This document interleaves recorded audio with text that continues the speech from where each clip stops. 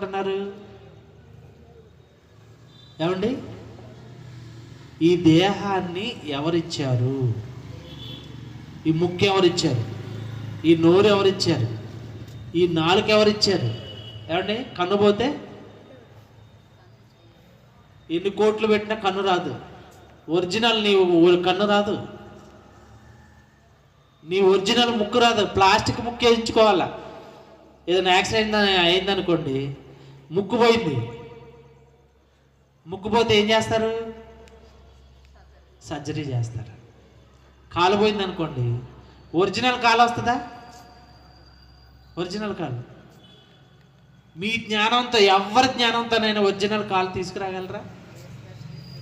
ఏ specialist doctor దగ్గరికి పోయినా అసలు డాక్టర్కే దిక్కు లేదు. ఏంది? ఆయన ఎప్పుడు మరణం వస్తుందో ఆయనకే తెలియదు. అలాంటి పరిస్థితి. ఏమంటున్నాడు? మీ దేహము దేవుని వల్ల మీకు అనుగ్రహించబడ్డది. ఎందుకు అనుగ్రహించబడ్డది?